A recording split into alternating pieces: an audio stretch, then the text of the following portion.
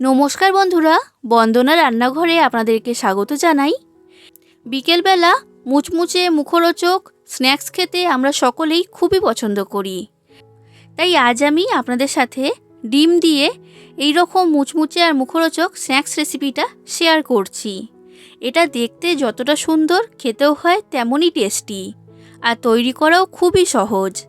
বাড়িতে যদি অতিথি আসে তখন দোকান থেকে চপ, সিঙ্গারা, কাটলেট এইসব না কিনে বাড়িতেই আপনারা ডিমের এই স্ন্যাক্সটা তৈরি করে গরম গরম পরিবেশন করতে পারেন।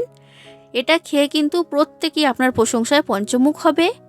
তাহলে বন্ধুরা, আর দেরি না করে আজকের রেসিপিটা শুরু করা যাক। আর আমার আজকে রেসিপি ডিমের ললিপপ বা এগ ললিপপ। আর আপনারা যদি আমার চ্যানেলে নতুন এসে থাকেন তাহলে আমার চ্যানেলটা সাবস্ক্রাইব করার জন্য অনুরোধ রইল। এই রেসিপিটা তৈরি করার জন্য আমি এখানে নিয়েছি 2টো সেদ্ধ ডিম আর একটা আলু সেদ্ধ। ছোট সাইজের আলু সেদ্ধ নিয়েছি, কারণ এইখানে আলু সেদ্ধ পরিমাণটা খুব বেশি দেওয়া দরকার নেই, অল্প করেই দিতে হবে। এবার একটা গ্রেটারের সাহায্যে এই ডিম আর আলুটাকে আমি গ্রেট করে নিচ্ছি। যদি আপনাদের কাছে গ্রেটার না থাকে তখন কাঁটা চামচের সাহায্যে ডিম আর আলুটাকে ছোট ছোট টুকরো করে ভেঙে নেবেন, তাহলেও হবে। তো আমার এইখানে আলু সেদ্ধ আর ডিম সেদ্ধটা গ্রেট করা হয়ে গেছে। এবার আমি এর মধ্যে দিয়ে দিচ্ছি একটা মাঝারি সাইজের পেঁয়াজ কুচি।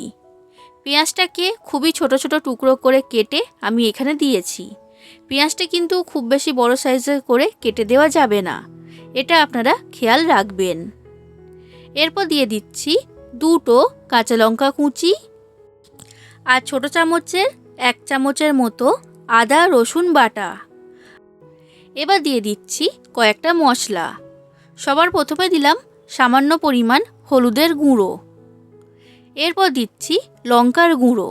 যতটা ঝাল খেতে আপনারা পছন্দ করেন সেই অনুযায়ী দিয়ে দেবেন।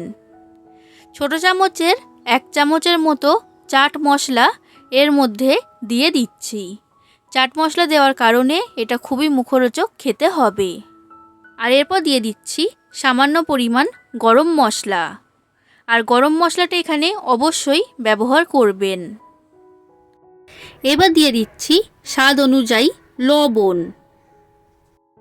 এবার আমি এইখানে নিয়েছি কর্নফ্লাওয়ার।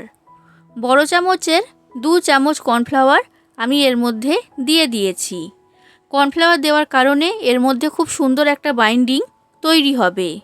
তবে আপনাদের কাছে যদি কর্নফ্লাওয়ার না থাকে এর পরিবর্তে আপনারা এখানে ময়দা ব্যবহার করবেন। এবার এই সব কিছুকে ভালো করে আমি মেখে নিচ্ছি।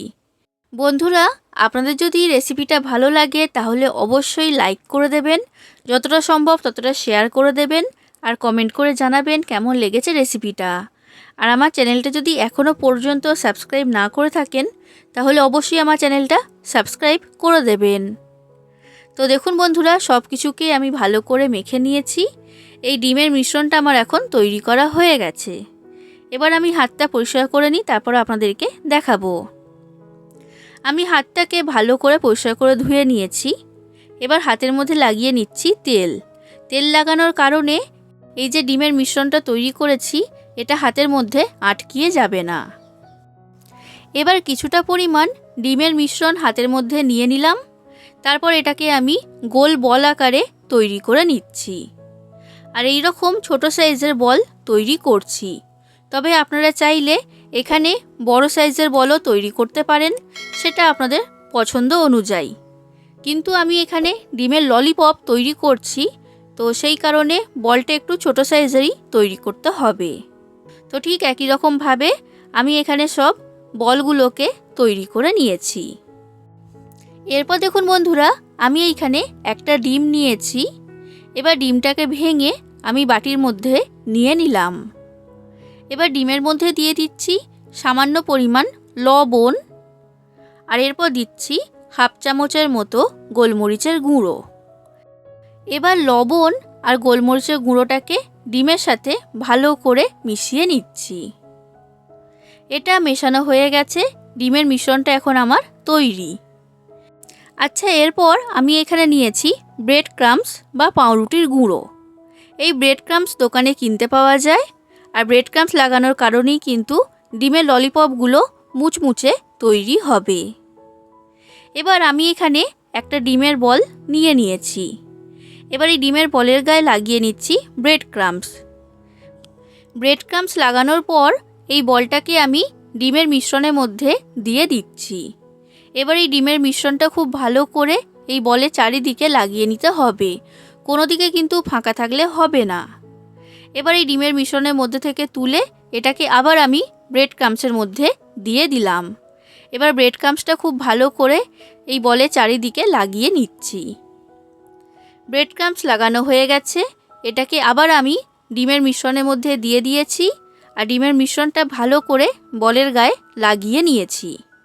এবার ডিমের মিশ্রণ থেকে তুলে এটাকে আবার আমি ব্রেড ক্রাম্বসের মধ্যে দিয়ে দিলাম, আর ব্রেড ক্রাম্বসটা ভালো করে এর গায়ে লাগিয়ে নিচ্ছি। বন্ধুরা, আমি এইখানে ডবল কোট করেছি, তবে আপনারা চাইলে এখানে একটা কোটও করতে পারবেন, সেটা আপনাদের পছন্দ অনুযায়ী।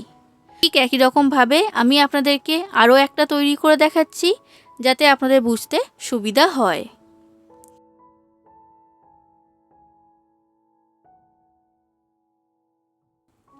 দেখুন বন্ধুরা, এই ডিমের বলগুলো ব্রেড ক্রাম্বসে কোট করা হয়ে গেছে।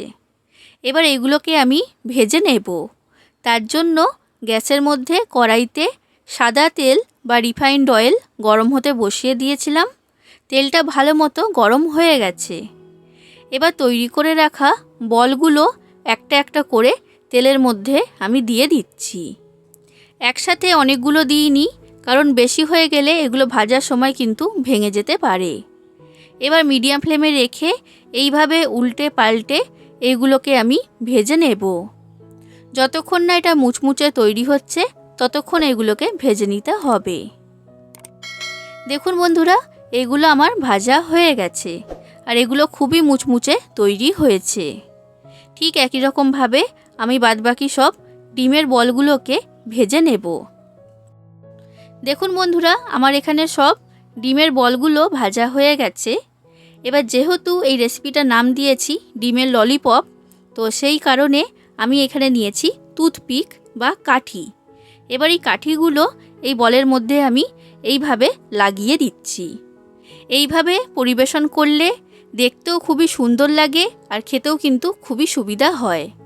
তাহলে বন্ধুরা, এভাবে বানাবেন, আর কেমন লেগেছে সেটা কমেন্ট করে জানাবেন। আজ আসি বন্ধুরা, আবার দেখা হবে অন্য কোনো দিন অন্য কোনো রেসিপির সাথে। ধন্যবাদ।